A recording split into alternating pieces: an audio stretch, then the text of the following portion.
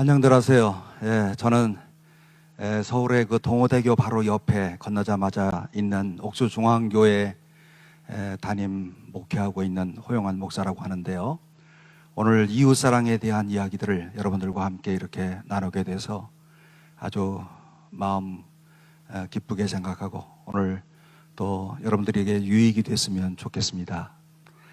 저는 이제 방금 전에 우리 유홍열 목사님처럼 어떤 설교 학문적인 그런 입장에서 오늘 강의를 하는 것이 아니고, 저는 또 간증적인 입장에서 오늘 이웃사랑을 어떻게 우리가 실천하면서 복음을 좀 더 넓게 확장할 수 있을까, 이런 쪽으로 이제 초점을 맞추어서 저에게 주어진 시간 동안에 여러분들과 함께 시간을 나누고자 합니다. 우리 옥수중앙교회라고 하는 이 교회는 바로 옥수동에 서면 압구정동이 보인다라고 하는 이런 연극이 있는 것처럼 높은 고지대에 위치해 있고, 옥수동에서 이렇게 서면 한강 건너편에 압구정동이 있어가지고 우리나라에서 최고의 그래도 잘 산다고 하는 사람들이 있는 그런 동네에 우리 옥수동이 위치되어 있는데, 그래서 옛날에는 우리 옥수동을 압구정동을 비교해서 뒷구정이라고 이렇게 부를 만큼 어려운 사람들이 밀집해서 모여서 사는 그런 동네고, 또 우리 교회는 지금은 너무너무 변화돼 가지고 옥수청담동이라고 할 만큼 많은 변화를 가져왔지만은, 이제 우리 교회의 대부분의 사람들은 고향이 다 70% 정도가 다 전라도 분들이시고, 또 여자분들은 또 가사도우미로 많은 분들이 일하시고, 남자분들은 이제 운전기사로 이렇게 일을 하시는 직업들을 갖고 계시는 그런 분들로 구성되어져 있는데, 이분들이 다 가난하고 어렵고 배우지 못하고 이런 분들로 구성되어 있기 때문에 사실은 상대적으로 신앙은 굉장히 좋지요. 그리고 의지할 때는 주님밖에 없다 이렇게 생각을 하고 아주 열심으로 신앙생활하는 사람들이 구성되어 있는 그런 교회인데, 제가 이 교회를 20년 전에 부임을 하게 됐습니다. 제 전임은 개척을 하셔서 30년 동안 목회를 하셨고, 제가 20년 전에 부임을 했을 그때에 약 한 150여 명 정도 남아있는 그런 교회였고, 또 교회 건축을 해가지고 아주 10억이나 빚이 지고 있는 어려웠던 그런 교회였어요. 그런데 하여튼 하나님께서 보내주신다 이렇게 믿고 옥수중앙교회 담임 목사로 제가 가게 되었는데, 가서 이렇게 목회를 좀 열심히 해야 되겠다 하면서 이제 열심히 목회를 하는데, 좀 전에 말씀드린 것처럼 어떻게 이렇게 하나님이 나는 압구정동, 서초동 이런 데로 인도하지 아니하시고 이렇게 가난한 달동네로 나를 인도하셨을까, 이런 생각을 하면서 사실은 목회지에 대한 그런 원망도 마음속으로 했던 적들도 있습니다. 그래 부임하자마자 한 3개월쯤 지났을까요? 3개월쯤 지났는데 이렇게 아주 가난한 사람들이 밀집되어 있는 우리 동네 교회에 아주 재벌 같은 권사님 한 분이 마침 팔순이 되셔가지고 우리 교회에 출석하시는 분이신데, 이제 이북에서 피란 나오셔가지고 한번 자식들을 이북에 두고 오셔서 잔치하기는 좀 그렇고 목사님 모시고서는 한번 예배나 드리고 식사를 한번 하고 싶대요. 그러면서 이제 마침 거기 옥수동이 거기 동네에 교통은 굉장히 좋거든요. 바로 위에 신라호텔이 있어가지고 신라호텔에서 한번 목사님 오셔서 예배를 드려달라고, 그래서 목요일 날 저녁에 제가 예배를 드리고 또 식사도 대접받고 나오는데 저한테 그 아드님이 봉투를 하나 주시더라고요. 봉투를 하나 주면서 뭐라고 그러시냐면, 목사님, 이 한국에서 목회를 하고 애들을 키우려면 돈이 참 필요하고 과외 공부도 시켜야 되고 학원도 보내야 되고 그 다음에 애들 키우려고 하면 또 옷도 사줘야 되고 기죽지 않도록 해야 되니까 애들 좀 잘 좀 키우시라고 하면서 저한테 봉투를 하나 주시더라고요. 여러분들도 다 경험해 보지만 그냥 보통 이렇게 그 봉투에 뭐 한 10만 원, 20만 원 정도 있는 거 아니겠습니까? 그런데 그냥 주시지 뭐 그렇게 아주 그냥 여러 얘기들을 하시고 그러셔서 그 순간부터 저는 이제 얼마를 들었나 이것 때문에 굉장히 마음에 갈등이 왔어요. 이제 빨리 인사하고 나와가지고 얼마 들었나 확인을 해야 될 텐데 라고 이런 생각을 가지고 이제 신라호텔에서 나와가지고 한남대교 올라가기 바로 직전 좌회전을 꺾는데 마침 신호등에 걸려가지고 이제 제가 봉투를 싹 열어봤더니 봉투가 두껍지 않은데 보니까 수표가 2장이 있어요. 그러니까 20년 전이니까 수표가 2장인데 보니까 1,000만 원짜리 2장이에요.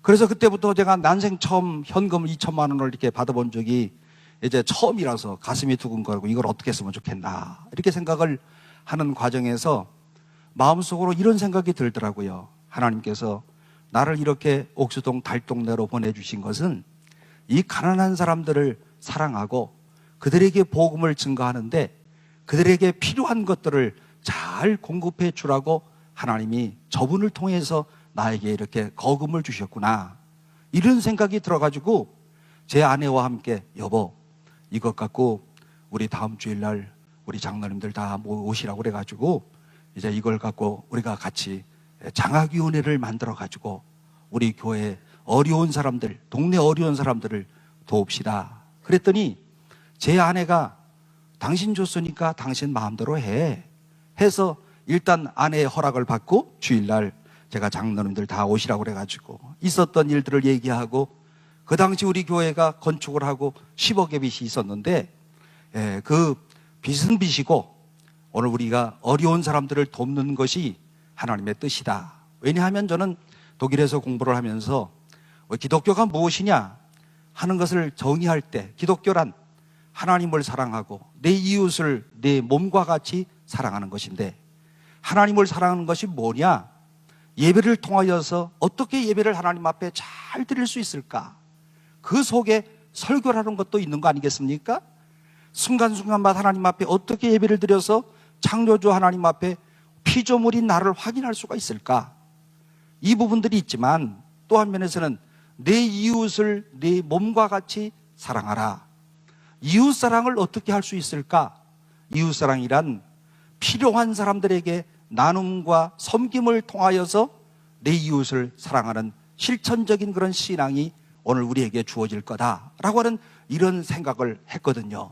또 그리고 또 나름대로 저는 이제 자본주의가 참 이때까지 20세기 동안에 나왔던 모든 이데올로기 가운데 가장 바람직하고 인간의 본성과 맞아떨어지는 거지만 모순점이 능력별 분배를 하다 보니까 능력 있는 사람은 너무 잘 살고 능력 없는 사람은 너무 못 살고 이렇게 양극화가 너무 심해지는데 성경적인 분배 방식은 뭐냐?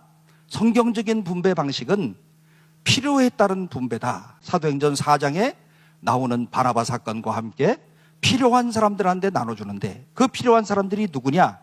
바로 작은 사람들이거든요. 오늘 우리의 도움을 필요로 하는 사람들, 오늘 우리가 돕지 아니하면 어려움 가운데 빠지는 그런 사람들. 그러면 오늘날 총체적 복음이라고 하는 말씀을 여러분들 많이 들어보셨죠? 제가 신학대학원에서 공부를 할 때에는 총체적 복음이라고 하는 과목이 없었는데 요즘에는 총체적 복음이라고 하는 이런 과목이 있어요. 그래, 총체적 복음이 뭐냐? 복음이란 전 우주적 그리고 포괄적으로 모든 것을 포함해서 삶에서 필요한 것까지도 오늘 그들에게 필요를 충족시켜주는 것이 곧 복음이다 라고 하는 것이 바로 총체적 복음이. 그래서 이 총체적 복음 가운데 관심을 갖는 게 뭐냐? 이웃들에게 그리스도의 사랑을 어떻게 전할 것이냐, 이웃들에게 어떻게 복음을 오늘 증거하는데 그 속에서 저들이 복음을 받아들일 수 있도록 만들어 주겠는가? 이것은 바로 이웃 섬김에 대한 나눔의 실천을 통해서 이루어진다는 거예요. 그래서 제가 옥수중앙교회 지난번에 그 2,000만 원 받은 다음에 교인들에게 이렇게 장학등금 우리가 한번 합시다. 어려운 사람들에게 필요한 사람들에게 나눠줍시다 해서 그 당시에 교인들 약 한 150명 교인들이 있었는데요. 이 교인들에게 이렇게 작정을 하게 만들어가지고 장학위원회를 만들어서 그 다음에 작정을 하는데 5,000원씩 하고 또 3,000원씩 하고 하면은 또 이게 너무 또 계산하기도 힘들고 그럴 것 같아서 한 구자는 10,000원씩 해가지고 작정합시다. 이렇게 해가지고 그때 사람들의 마음들의 심령이 뜨거워지기를 시작했어요. 왜냐하면 목사님이 아니 자기 쓰라고 2,000만 원 줬는데 그걸 내놨대. 이게 바로 우리 교회가 다른 교회보다 이제 장학 복지 사역이 잘 되는 원인 중에 하나예요. 사실 우리 한국교회에 나눔 사역 안 하는 교회가 어디 있겠어요? 그러면서 나눔 사역을 모두가 하지만 우리 교인들이 정말 가사 도우미로 하면서, 그리고 또 택시 운전 기사로 하면서 자기도 별로 잘 살지 못하면서, 그런데 나눔 사역에 헌신할 수 있었던 동기를 제공했던 것은, 사실은 저는 이렇게 생각합니다.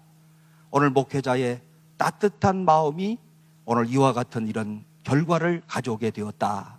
그래서 목회자가 되고자 하는 그런 사람들에게 있어서 제일 중요한 마음은 영혼을 사랑하는 그런 뜨거운 마음도 있어야 되겠거니와, 오늘 사람에게 향한 이런 따뜻한 마음을 꼭 가져야 된다. 이것이 목회자가 중요한 그런 하나의 자질이라고 생각을 합니다. 이것이 동인이 돼가지고 그때부터 오늘 이와 같이 정말 어려운 사람들이 친구들에게 이야기를 내서, 오늘 우리 교회가 이렇게 어려움에도 불구하고 10억의 빚이 있는데도 불구하고 우리 교회 이번에 이제 어려운 사람들을 또 돕잖아. 친구들 얘기 듣고 하면서 사람들이 그때부터 헌금을 드려오는데요, 우리 교회와 관계없는 사람들이 여기저기에서 와가지고 제가 뭐라고 광고했는가 하면, 여러분들이 내는 장학 헌금은 올 한 해에 들어온 모든 돈들은 100% 어려운 사람들을 다 돕습니다. 왜냐하면 내년에는 하나님이 또 주실 것이기 때문입니다. 이 말이 교인들한테 굉장히 어필을 했어요. 그래서 교인들이 그냥 성심껏 오늘 헌금을 드리고, 그리고 또 교회를 사랑하고 우리 교회가 하는 일을 자랑하고, 그러면서 이제 그 해에, 처음 시작하는 해에 오늘 우리가 나눈 필요에 따른 나눔 사역에 쓴 돈을 계산해 보니까, 연말에 보니까 1억을 썼어요. 그러니까 실제로 교인들이 낸 돈은 한 3천만 원쯤밖에 안 되는데, 그 나머지 돈들은 전부 그분들의 친구가 300만 원, 500만 원 하면서 은행 계좌로 들어와서 올 한 해 동안에 쌀이 필요하다는 사람 쌀을 사주고, 대학교 등록금이 필요하다는 사람들한테는 등록금도 주고, 그 당시에는 또 점심 못 먹는 학생들 또 50명, 70명에게 점심값을 대주고, 전기세가 못 내는 사람들한테는 전기세 대주고, 그냥 무슨 크게 제가 생각을 해가지고 지혜를 짜서 지금은 이것을 해야 되겠다 해서 한 것은 아니고요. 그냥 필요에 따라서 필요하다고 해서 그런 일들을 하기를 시작했는데, 이렇게 한 2년쯤 하다 보니까 우리 교회가 아주 굉장히 이제 소문이 동네에서 날 거 아니에요. 옥수중앙교회 가면 거기는 최소한도 굶어 죽지는 않는데, 뭡니까? 희망의 불씨가 됐다는 거예요, 지역교회에서. 그래서 그때부터 이제 우리 교회에서 이와 같은 이런 일들을 하는데, 동네 지나만 가면 할머니 할아버지들이 저보고 얘기하는 말이, 목사님 허리 아파 죽겠어요, 목사님 다리 아파 죽겠어요. 내가 속으로, 아니 할머니 할아버지가 돼가지고 다리 아프다 허리 아프다 도대체 내가 어떻게 하란 말이야, 그치요? 그런데 저는 아이고 그래요?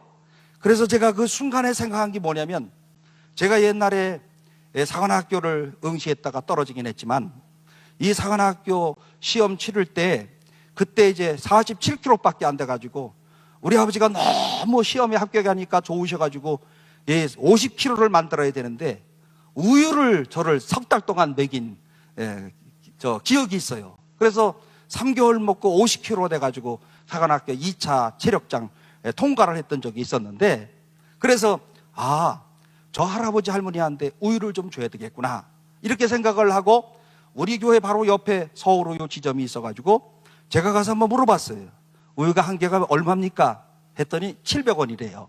그럼 37이 21, 한 달이면 21,000원이구나 이렇게 생각을 하는데, 결국에는 돈이 없어서 이거를 실행하지를 못하겠더라고요.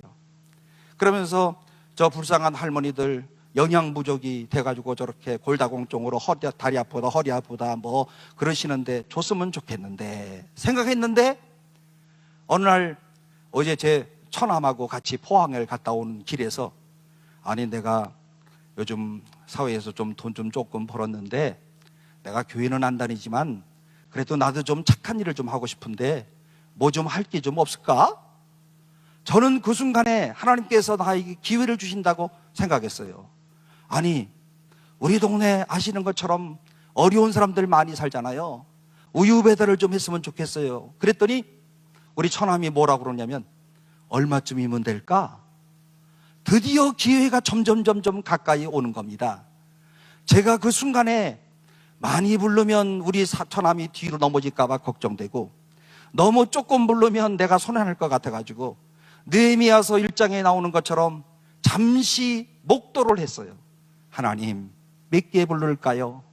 그랬더니 제 마음속으로 그런 100개 정도면 부르기도 좋지 않겠나 해서 100가정 정도만 하면 좋겠습니다 했더니 얼만데, 제가 다 알아봤잖아요. 약 한 210만 원 정도가 필요합니다. 아이, 그러면 내가 3년간 할게. 매월마다 200만 원씩 내가 3년간 낼게. 그래서 우유 배달이 시작한 겁니다. 그래서 우리 동네에 교회를 중심으로 해서 어렵다는 그런 사람들, 혼자 사는 할아버지, 혼자 사는 할머니들에게 우유를 배달하기를 시작해가지고 이제 꾸준히 하는데 3년이 지났어요. 아니 글쎄, 우리 처남이 3년 한다고 하더니 진짜 3년만 하고 그만두더라고요. 얼마나 참 마음이 섭섭한지. 교인들도 알아요. 우리 교회가 어려운 사람들한테 우유를 배달한다고 하는 것을 알고 있는데, 이제 그 3년이 지나서 그만하겠다고 그래가지고 제가 주일날 설교를 했어요. 그때는 벌써 1년이 2년이 지났잖아요. 교인이 이런 소문들을 듣고 우리 교회가 1년에 200명이 부흥됐어요. 그러니까 150명에서 400명쯤 모이게 됐어요. 2년 만에. 사실은 그것도 따지고 보면 하나님의 큰 축복이고 기적이었죠. 그래서 교회 사찰도 안 두고 뭐 사무원도 안 두고 해가지고 3년 만에 10억 빚을 싹 갚아버렸어요.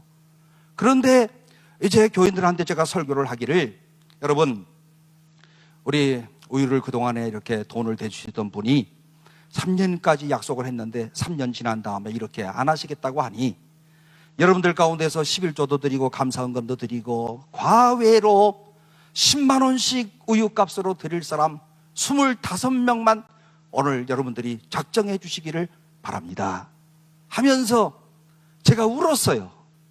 여러분들, 제가 인터넷 기사에 제 이름을 치면 뭐 엄청나게 많이 나오잖아요. 보신 분들은 보셨을 거예요, 아마. 그런데 제가 울보 목사라는 별명이 있잖아요. 그런데 하여튼 어려운 사람들만 보이면 그래 눈물이 나와. 어려운 사람들을 돕자고 말하는데 눈물이 또 났어요. 그날 여러분, 몇 명이 자원해서 10만 원씩 냈다고 추측하십니까? 그날 나중에 예배 마치고 계산해 보니까 딱 25명.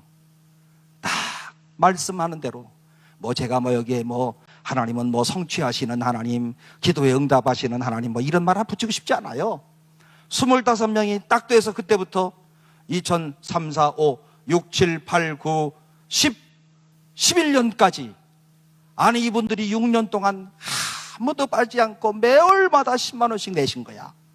그래서 우리 그동안에 우유를 드시는 분들이 돌아가시면 또 다른 번호로 바꾸고 하면서 이제 우리가 우유 배달을 꾸준하게 하는데, 2007년도에 고독사 문제로 사회적인 큰 이슈가 됐어요. 그래서 사람이 살다가 죽었는데, 아니 글쎄 한 달 동안 방치했대. 썩은 냄새가 그냥 쿨쿨 나는데 그대로 내버려뒀대 하면서 신문에 아주 대서특필 나서, 제가 그때 무슨 생각을 했냐면, 아하, 사랑의 우유 나눔은 고독사 방지를 위한 사랑의 우유, 이렇게 만들어야 되겠다 해가지고 사랑의 우유를 줄 때마다 매일마다 배달해서 그 다음날 우유를 그 할머니 할아버지가 안 가져가면 반드시 우리 교회로 연락을 하도록. 그래서 고독사 아시지요? 고독사는 죽은 지 사흘이 지나면 고독사예요, 법적으로. 그러니까 사흘 이내에 죽었는지 살았는지 생사를 알아가지고 그분들을 시신을 처리해 주는 거예요. 우리가 신앙적인 것으로 거기에 우리가 해석을 한다고 하면요, 하나님의 형상으로 지음을 받았다고 그러고 하나님께서 함께 하신다고 그러고, 그러면데도 불구하고 사람이 죽었는데 방치가 된다는 것이 얼마나 큰 죄악입니까?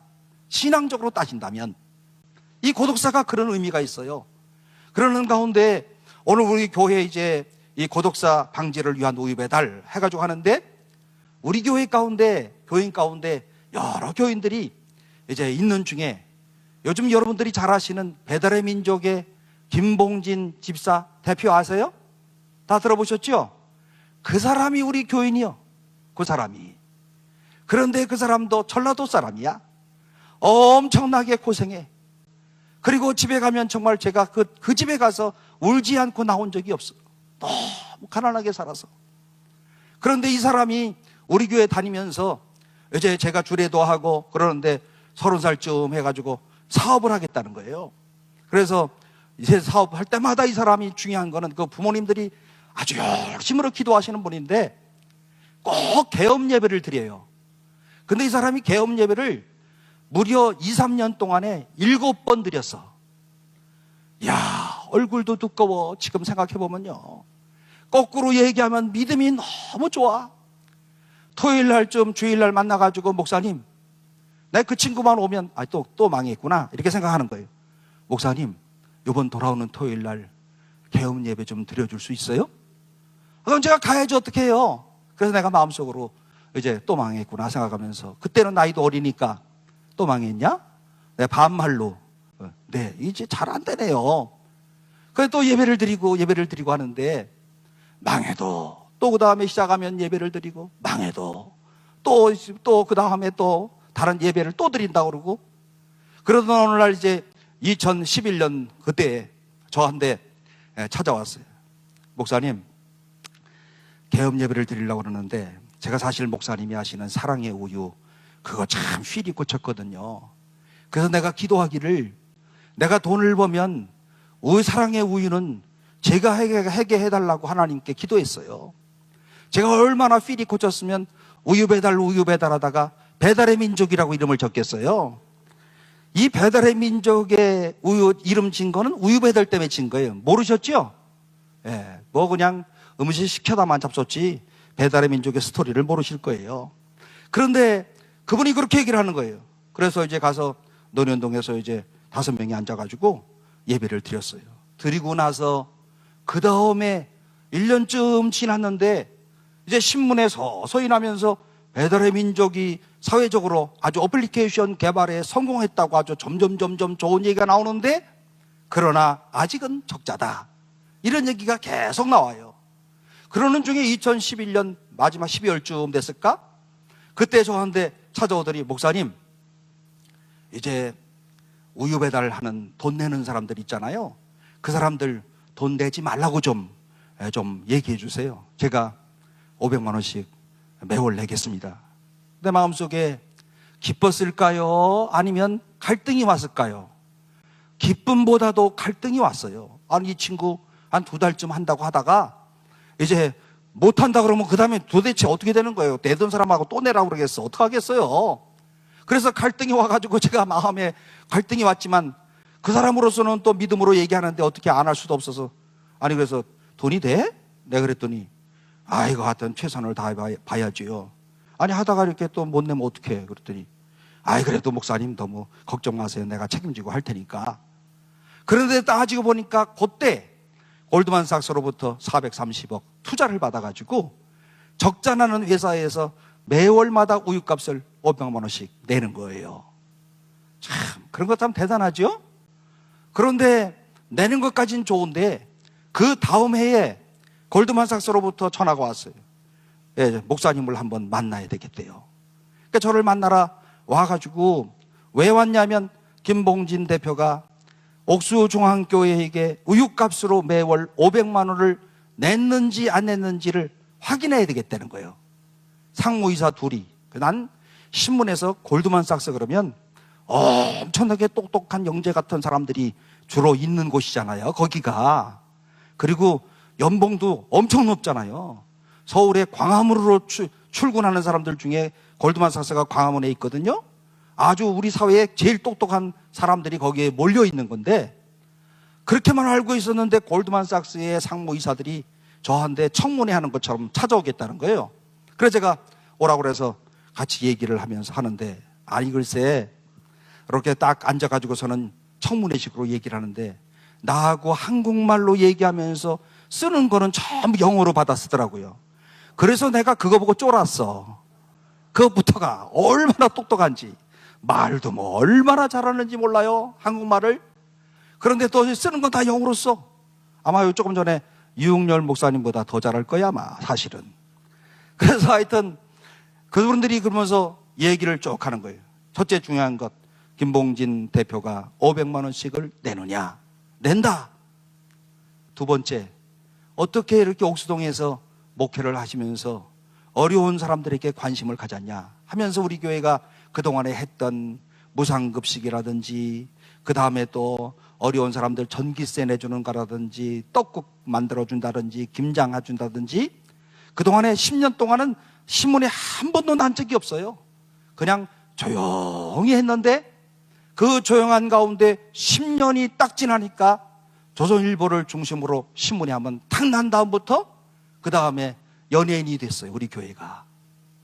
그런데 이 골드만삭스 상무이사 둘이 딱 저한테 뭐라고 그러냐면, 목사님, 오늘 목사님을 만나서 감동을 많이 받고 제가 본사에 들어가서 오늘 옥수중앙교회 얘기를 하겠습니다. 아이, 그러고서는 들어가더니 한 2달쯤 지났나요? 2달쯤 지났는데 홍콩에 본부가 있는데 홍콩에서 이사들 15명이 10,000불씩을 내가지고 15만 불을 우리한테 보내왔어요. 근데 그 과정은 엄청 복잡해. 이 골드만삭스가 보통 문제가 아니에요. 돈 주면서 대표적인 얘기가 뭐냐면, 우리가 준 돈 갖고 어려운 사람들을 돕다가 옥수중앙교회가 망하면 나머지 돈은 어떻게 하겠습니까? 뭐 이런 질문도 있어요. 그러니까 여기는 돈 장사하는 데잖아요, 거기가. 그게 엄청나게 무서운 데예요. 아니, 그래서 그 서류를 잘 통과를 해서 하여튼 15만 불을 받았고, 제 마음속으로, 아, 너무 큰 돈이야. 한국 돈으로 1억 8천만이 와서 이걸 어떻게 할까 생각하고 기도하는 가운데, 하나님 어떻게 할까요? 했는데 마음속에 사단법인을 만들어서 투명하고 정직하게 했으면 좋겠다, 이런 생각이 들더라고요.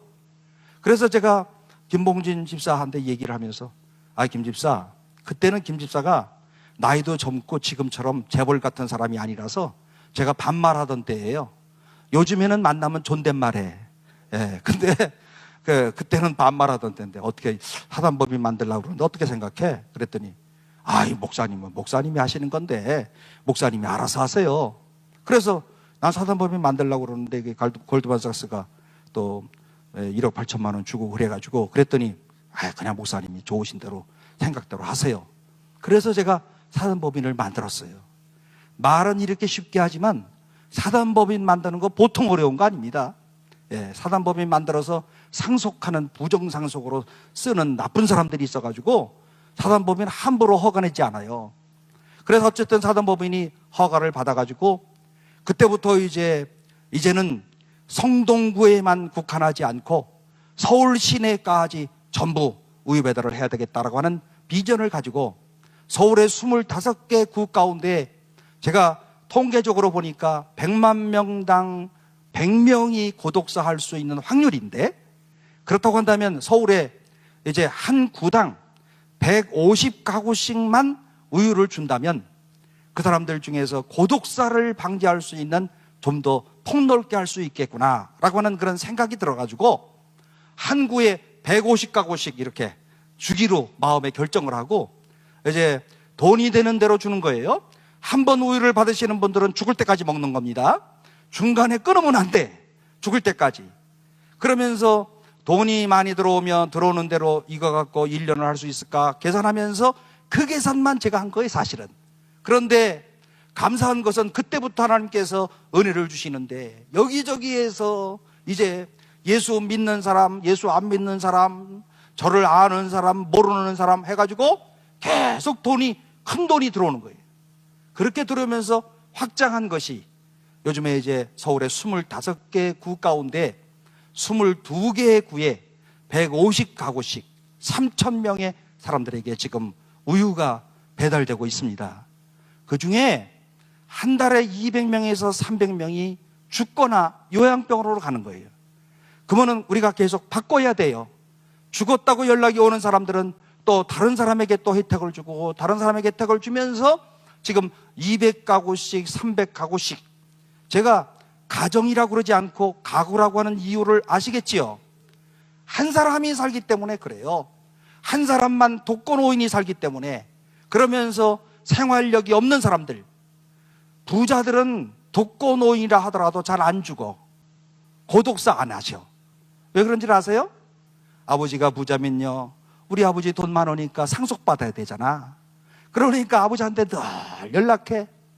엄마가 혼자 독거노인이 됐다 하더라도 엄마가 돈이 많은 이런 사람들의 자식은 부모들이 한테 늘 전화해. 그러나 돈이 없는 독거노인들은 자식들이 연락을 못해. 왜냐?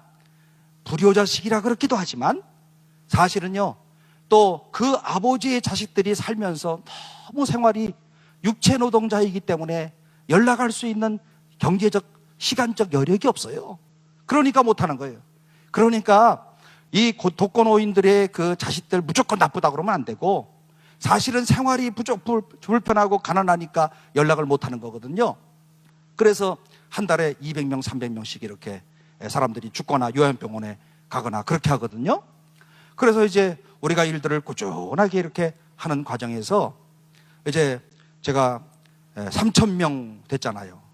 사실은 조지 뮬러의 그런 책을 보게 되면 조지 뮬러가 60년 동안 고아원 사역을 하면서 10,000명의 고아들을 지나 스쳐갔는데, 그리고 어떤 때는 제일 많은 때는 2,000명, 2,000명의 고아들에게 늘 하나님 앞에 기도의 응답을 받으면서 했다, 이런 설교를 여러분들이 아마 많이들 하실 거예요. 그래서 지금 현재는 3,000명 정도가 됐는데, 서울의 세 구는 지금 현재 용산구, 강남구, 서초구 못하는 이유는 그 강남구에 있는 이제 공무원들이 거기에 있는 자기 구에 있는 독거노인들의 명단을 주질 않으셔. 왜 안 주느냐? 자기들이 과외의 일을 한다고 피곤하다고 생각하셔. 그래서 안 줘서 우리는 못하는 거예요, 사실은. 그런데 요즘에 우리 사회가 이렇게 정보가 아주 굉장히 이렇게 발전하면서 정보 유출하는 게 굉장히 중요하잖아요. 그런데 우리 교회는 이제, 우리 같은 경우에는 이제 우리가 구청마다 이렇게 150가구씩 좀 우유를 받아 먹을 만한 사람들 정보를 주세요 하면 구에서 딱딱 줘요. 어떻게 그게 되는 줄 아십니까? 아마 여러분들이 동사무소 같은 데 가서도 가난한 사람들 명단 좀 주세요. 안 줘요, 절대로. 그럼 우리는 어떻게 주느냐? 우리가 오랜 동안에 노하우가 쌓였어요. 그래서 오늘 제가 소속되어 있는 동네 이름이 성동구거든요, 서울에. 성동구에 우리 교회가 아주 잘 알려져 있기 때문에 성동구의 복지팀장한테 전화를 해가지고, 이번에 서대문구의 복지팀장한테 전화를 하셔서 우리가 우유 배달을 당신 서대문구에 줄 테니까 거기에 150가구를 좀 뽑아주세요 라고 공무원에서 공무원으로 부탁을 드리는 거예요. 이건 아주 쉬워요. 그러면 서대문구에 있는 복지팀장이 우리한테 전화 오도록 만들어. 그러면 설명할 것도 별로 없어. 그런데 까딱 잘못하면 우리가 설명하려고 먼저 다이렉트로 전화를 하면은 이단인 줄 알아.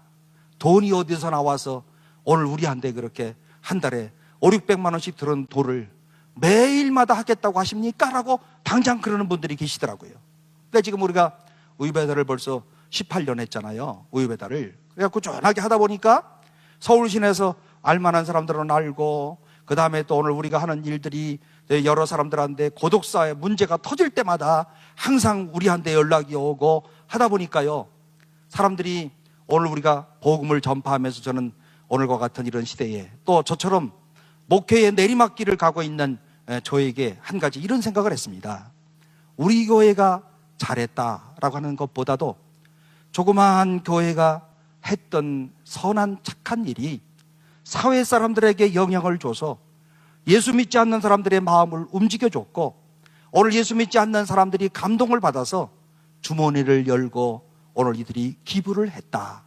그리고 그 기부를 가지고 오늘 우리가 아주 정직하게 이렇게 나눔을 통하여서 오늘과 같은 이런 사회 속에서 착한 교회다, 교회는 저래야 된다, 목사가 된다면 저런 진짜 목사가 돼야 된다, 뭐 이런 하나의 사회적인 전도의 문을 열지 않았는가 생각을 하고, 제가 늘 이런 일을 하면서 생각하는 것이 있습니다. 다른 게 아니지요. 오늘 우리가 제일 중요한 거는 지속적으로 한다. 그리고 정직하고 투명하게 한다. 여러분, 작년에 윤미향 씨 사건이 매스컴에 아주 크게 터졌을 때가 있었어요. 지금도 끝나진 않았지만 윤미향 사건이 터지고 그 다음 주간에 조선일보에서 우리 사단법인 어르신의 안부를 묻는 우유배달, 우리가 그렇거든요. 사단법인 어르신 안부를 묻는 우유배달 하면서 거기에 그냥 주간 뉴스로 아주 한 장 다 이제 기사가 났는데, 거기에 뭐라고 났냐면 사단법인 어르신의 안부를 묻는 우유배달 이사장 허용한 목사는 월급을 한 푼도 받지 않고 월급이 빵원이다, 이렇게 신문에 났어요. 그래가지고 그 신문에 한번 나고 난 다음 한 달 동안 그 이후부터 후원금이 들어오는데 500명이 한 달 만에. 그래서 저는 지금도 윤미향 씨한테 고맙습니다. 당신 때문에 우리가 500명의 후원자를 얻었습니다. 계속해서 죽을 써주시기를 바랍니다. 우리 광고 한 번도 안 합니다. 여태까지 광고한 적이 없어요. 그리고 제일 중요한 게, 우리 사실은요 지금 3,000명의 모니터링을 하려고 하면 엄청 힘든 거예요. 이게 3,000명이 장난이 아니에요. 그런데 우리가 제 생각에는 하나님이 주시는 만큼만 한다 하는 마음으로 출발을 하고, 지금도 그렇게 하는데, 이게 5억 이상이 되면 1년에 이게 공익법인이 돼가지고 세무감사를 받아요. 그래가지고서는 할 수 없이 은행원 출신으로, 그 다음에 아주머니로서 이제 신앙을 갖고 있는 자원봉사자, 그분 한 분을 우리가 지금 한 달에 100만 원씩 드려. 그리고서는 그분이 돈 계산을 해가지고 세무서에 낸다든지, 아니면 이제 또 매일 유업과의 그런 관계, 이런 것들을 전부 돈 관계를 우리가 하는데, 매일 유업에서 이제 매일 유업은 참 홍보 엄청 잘게 되는 거잖아요. 왜 우유 마치 자기가 주는 것처럼, 매일 우유는 지가 주는 것처럼 한다니까. 알고 보면 우리가 하는 건데요. 근데 매일 유업이 사장님이 여자분이신데 아주 머리가 팍팍 돌아가셔. 그래서 그 홍보 차원에서요, 아예 그냥 직원을 하나 뒀어. 우리 사단법인 어르신의 안부를 묻는 우유 배달에 필요한 일들을 하는 직원을 하나 자기가 월급을 주는데, 그 사람은 넌 크리스찬인데 우리와 함께 해야 되니까 내수동 교회 크리스찬 청년 한 사람을 뽑아가지고 자기 메이리옵의 직원으로 둘 정도로 이제 메이리옵에서는 우리한테 관심을 갖는데요. 이 메이리옵이 우리한테 1년에 얼마 주는 줄 아세요? 이제 매일 우유 중에서 소화가 잘 되는 우유라고 있는데, 락토렛, 그러니까 유분을 뺀 거예요. 그거를 빼서 누구든지 설사를 안 하고 먹을 수 있는 그런 우유고, 지금 180리터짜리는 시중에서 1,100원에 팔리고 있는데, 그 우유인데요, 그 우유에다가 거기다가 마크를 찍었어. 사단법인 어르신의 안부를 묻는 우유 배달에게 매출의 1%를 후원하고 있습니다. 이렇게 하고서는 시작을 했는데, 시작할 때는 한 1년에 2억 팔았대. 200억 팔았는데 1년 만에요 700억 매출이 넘었어. 우리한테 얼마 줘야 될까요? 예? 요즘에 7억씩 들어와. 7억. 내년에 더 들어올 거예요. 더 잘 팔리면. 홍보가 잘 되는 거지요. 그 과정에서 여러분이 아시는 것처럼 남양우유가 죽을 쓰고 있어가지고, 메이류가 그래서 매출이 또 팍팍 올라가가지고 우리한테는 1년에 그냥 이렇게 7억씩 8억씩 이렇게 항상, 그리고 항상 그렇게 따지면 우리가 갑이잖아요. 그죠? 메이류가 을이고, 그리고 메이류는 우유를 배달해 주면서 그 다음에 고독사 우유가 바깥에 2개 쌓인 집은 반드시 우리한테 알리고, 우유를 신선한 우유로 반드시 배달해 줘야 된다 하면서 그런 계약과 조건을 우리하고 맺는 거예요. 메이루유가. 그러니까 어떤 분들은 우리 교인들이 막 3,000가정을 우유 돌리는 줄 아는데, 아니 어떻게 교인들이 3,000가정을 돌리겠어요. 배달하는 사람들이 배달해 주고 한 달에 3만 원씩 주는 거예요. 우유값으로 한 가구당. 그러니까 3,000가구니까 9천만 원씩 필요하고, 곱하기 12 하니까 1년에 10억씩 필요한 거죠. 그러면서 오늘 우리 교회가 지금 우유 배달하다가, 요즘에 제가 이제 그 안에는 돈 내는 사람, 또 우유를 받아먹는 사람, 이런 사람들, 크리스찬, 넌 크리스찬, 누구를 막론하고 독거노인들 가운데 어려운 사람들을 줬는데, 제가 요즘 가만히 생각해 보니까 아이 참 이게 전도용으로도 어떻게 좀 밑에 좀 기초를 깔고 좀 한번 했으면 좋겠다 싶어가지고 근간에 이제 우리 한국교회, 특별히 우리 합동 측에 있는 교회들 가운데 자립교회들은 우리가 우유를 원가로 다 이렇게 제공하겠다. 미자립교회는 오늘 우리가 우유를 공짜로 주겠다. 단 오늘 미자립교회 어떤 목사님 목회하시는 그런 어떤 조그마한 동네에 거기다가 한꺼번에 우유를 10개면 10개, 20개면 20개를 갖다 주겠다. 그러면 그걸 갖고 목사님이 믿는 사람이든 안 믿는 사람이든 자기 동네에 오늘 독거노인들에게 신방 겸 우유 배달을 하시면서 전도하고 확인하고 이런 일들을 하면 자립교회와 미자립교회 모든 교회들이 오늘 좋지 않겠나 해서 지난 10월 달에 한번 신문 광고 한번 낸 적이 있어요. 그래서 한번 신청을 좀 하십시오 하고 그랬더니 요즘에 이제 여러 교회들이 일을 하겠다고 이렇게 연락들이 오고 있습니다. 이런 과정 가운데서 오늘 제가 이제 서울 시내를 뛰어넘어서 이제 강원도에 강원도 도를 중심으로 해서 18개의 시가 있는데 강원도에도요. 강원도에도 이제 그 한꺼번에 이렇게 그 한 시마다 이렇게 갖다 주면 빨래방을 통해서 이렇게 배달을 하겠다. 그러므로 우리한테 우유 좀 달라 해서 요즘에 강원도를 확산하고 있고요. 포항제철 같은 데는 포항제철의 직원들이 돈을 내가지고 포항시에 있는 독거노인들을 하겠다 해서 우리가 이제 그 서로 간에 시스템만 만들어주고 그 다음에 이제 지금 전국적으로 점점 확장하는 그런 가운데 있습니다. 이런 일들 가운데서 오늘 이제 제가 이제 남은 일이 뭐겠습니까? 정말 어떻게 복음을 잘 증거할 수 있을까? 오늘과 같은 이런 세속도시 가운데서 어떻게 하나님의 영광을 드러낼 수 있을까? 저도 왜 그런 생각을 안 하겠습니까? 그런 생각을 하면서 제가 이제 지금부터 7년 전에 사실은 제가 담임 목사가 되고 이제 부목사님들이 여러 명 되다 보니까 양심적으로요. 자기가 사실은 그렇게 크게 많이 신경 쓸 일이 없어. 그래서 혼자서 책 본다 하더라도 지금 60살이 넘어가지고 책 봐도 뭐 그게 뭐 머릿속에 들어와요? 그런데 마음속으로 항상 이렇게 우울하기도 하고 산다는 게 뭘까? 목회를 잘한다는 게 뭘까? 이런 고민이 왜 안 들겠습니까? 그런데 무디의 책을 보는 순간에 나가서 전도하라는 거예요. 그런데 옥수동이 요즘에 전도를 할 수가 없어요. 아파트 촌이 된 다음부터는 거기에 문도 안 열어주고 그 다음에 오늘 이들을 전도하라 잘못 갔다가는 유괴범으로 몰려갈 수도 있었겠어 또. 그래서 제가 생각해낸 게 뭐냐면 우리 교회를 중심으로 해서 이제 동사무소가 3개 있는데 한 동사무소당 7명씩 뽑아가지고 불신 안 믿어야 돼. 불신자 가운데서 장애인으로 움직이지 못하는 사람들 21명을 뽑아가지고요. 매월마다 제가 방문하기로 했어요.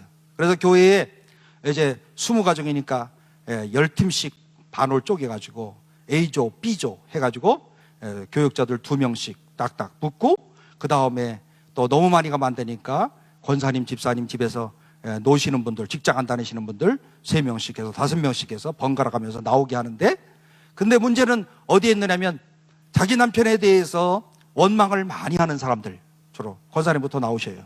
집사님 여기 나오셔. 근데 이분들이 이 불신장애인 나눔 사역에 한번 갔다 오면 자기 남편이 최고인 줄 알아. 은혜를 많이 받아. 야, 요즘도 이렇게 사는 사람이 있나? 여러분 아시죠? 사도행전 20장 35절인가 보면 주는 것이 받는 것보다 낫다는 주의 말씀을 기억해야 할지니라. 사도 바울이 예수님의 말씀 인용한 유일한 구절이잖아요. 그러니까 그것처럼 주면서 은혜를 받아. 그래서 이런 일들에 오늘 우리 교회가 불신장애들 나눔사역에 지금 벌써 7년 됐는데요. 7년째 그냥 꾸준하게 오늘 이와 같은 이런 사역들을 지속하고 있는 겁니다. 그런 가운데 동네가 변화가 일어나고 교인들로 하여금 동네에서 좋은 소문을 내고 교회가 또 오늘과 같은 이런 코로나 시대 가운데서도 어려움 가운데서도 오늘 교회가 절대로 흔들리지 않고 지속할 수 있는 것은 오늘 동네의 모든 분들에게 우리 교회가 교회다운 그런 교회로 서 있는 것이 가장 중요한 것이 아니겠는가. 오늘날 이제 총체적 복음하고 성경에 뭐 구제에 대한 구절이 얼마나 많이 있습니까? 예, 전도서 11장 1절 대표적인 구절 아니에요? 내 떡을 물 위에 던지라. 여러 날 후에 도로 찾으리라. 의식주 중에서 제일 중요한 떡을 물 위에 던지면 어느 물고기가 와서 먹을는지는 모르나 그러나 여러 날 후에 도로 찾겠다. 하나님이 약속하신 그대로 사실은 저희들은 이제 체험을 하고 있지요. 우리 교회 그 김봉준 집사님만 하더라도 너무너무 참 믿음이 좋고, 지금은 사실 싱가포르로 갔잖아요. 독일의 그 히어로 거기 대표가 돼가지고 갔는데도 이제 한국에 왔다 갔다 하면서 이렇게 하는데, 사실은요 내가 이 한마디만 말씀드리고 이제 마치려고 하는데, 지난 9월 달에 당회를 열면서 제가 얘기를 했어요. 장로님들, 작년에 이런 코로나 상황 가운데서도 오늘 하나님께서 우리 교회에 축복하셔서 작년에 33교회, 우리 노예에 있는 미자립 교회들 33교회 한 교회당 120만 원씩 해서 4천만 원을 이렇게 다 나눴던 그런 일들이 있거든요.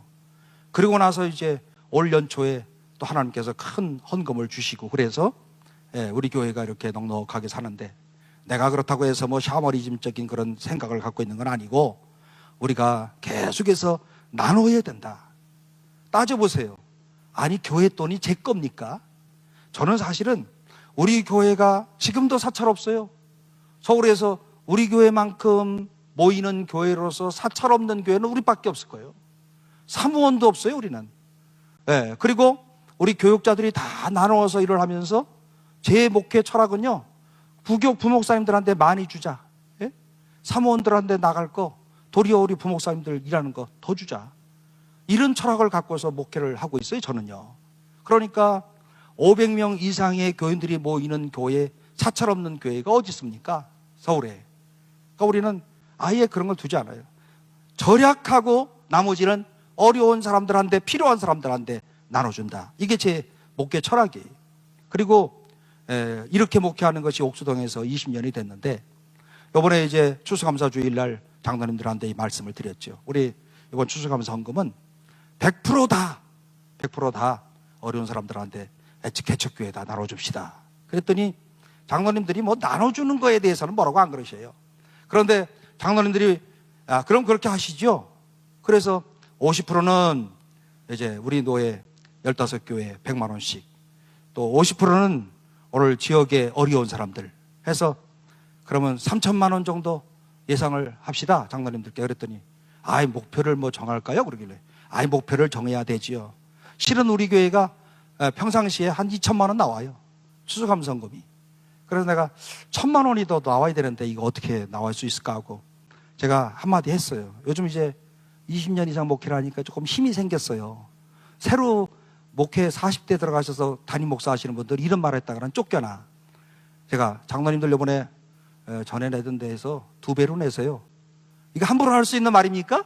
제가 그랬어요. 그랬더니 가만히 있더라고. 내 속으로 가만히 있든 말든지 내가 하고 싶은 말 했으니까 하고 해가지고, 저는 사실은 돌아서고 나서도 마음속에 걱정이 돼가지고 어떡하나 했는데, 하나님은 어떻게 역사하시는가 하면서 저도 나름대로 고민스러워서 기도를 하는데, 마음속으로 김봉진 집사한테 카톡을 보낼까, 이걸 오늘 요번에 어려운 사람들 많이 돕는다고 그러는데 김 집사가 좀 돈 좀 낼래?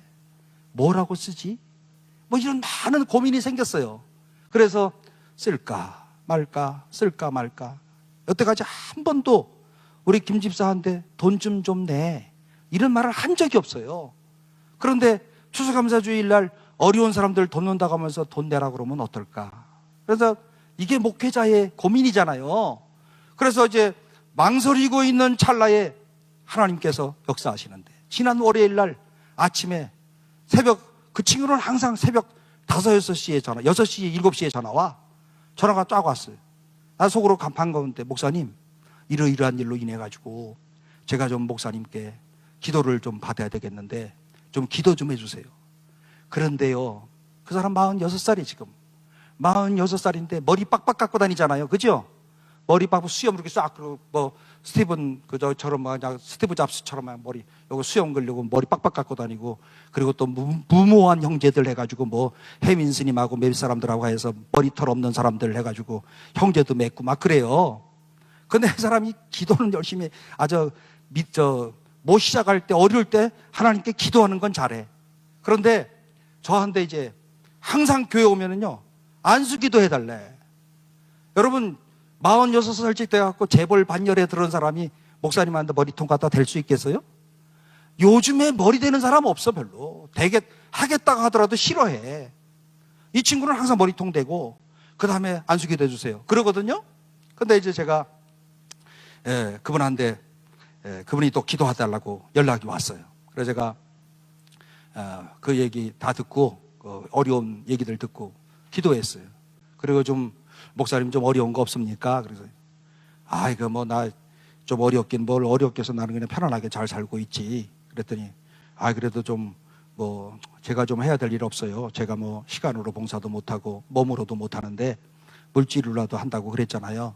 그러길래 얼른 내가 그 말 나오길래 아이고 잘 됐다 그래가지고 사실은 추수감사주일날 어려운 사람들 교회들 도우려고 그러는데 돈이 조금 부족할 것 같은데 김 집사님이 그냥 헌금 조금만 내. 내가 그랬더니 가만히 있다 그래요. 목사님 그러면 제가 내일 회계사에게 연락해서 5천만 원 보내드리겠습니다 그러는 거예요. 이게 하나님의 역사라는 거예요. 액수가 많다 적다를 말씀드리는 거 아닙니다. 목회자로서 그런 문제를 놓고 어려운 사람들을 도우려고 하는데 이번에는 이렇게 해야 되겠다라고 기도하는 가운데 이렇게 해야 될까 저렇게 해야 될까. 제가 무슨 사실 이 나이 돼가지고 그런 고민할 필요가 뭐가 있겠어요. 단 한 가지, 어려운 사람들을 생각하는 마음으로 고민하고 하나님 어떻게 했으면 좋겠습니까 했는데 하나님께서 그 사람에게 마음의 회사에 어려움을 줘가지고 그것 때문에 목사님 기도 좀 해주세요 라고 하는 이런 고리를 만든 것은 하나님께서 감동하시는 역사다. 저는 그렇게 분명히 믿어요. 그래서 이제 회계 집사한테 물어봤어요. 어저께 김봉진 집사 좀 돈이 들어왔어요 그랬더니 체크 안 해봤는데요 그러더라고요. 체크 좀 한번 해봐요 그랬더니 체크를 하더니 어저께 카톡으로 연락이 왔어요. 5천만 원 들어왔다고 금요일 날. 그래서 제가 하나님께 감사하고 이제 이러한 일들로 인해서 어려운 사람들을 잘 돕는 이런 하나님의 증거가 우리들에게 보이는구나. 저는 오늘 사실 주어진 1시간 동안에 우리가 가장 중요한 것은 오늘 우리가 어떤 동기로 오늘 하나님의 일들을 해야 되느냐. 우리 가운데 따뜻한 마음의 회복이 있었으면 좋겠다. 영혼을 사랑하고 또 정말 사람을 사랑하고 오늘 이들의 영혼을 구원하고 이들의 현실적 필요를 충족시키고자 하는 이와 같은 마음이 중요하다. 그 다음 하나님이 모든 것을 이루신다. 이 사실을 꼭 기억하면서 오늘날 우리가 나눔과 그리고 섬김의 이런 실천을 우리가 실제로 하면서 한국교회가 좀 더 지역사회 가운데서 또 그 존경을 받고 그리고 부흥되고 전도되어지는 이런 기회가 여러분들의 교회를 통해서 나타나기를 주님의 이름으로 축원합니다. 감사합니다.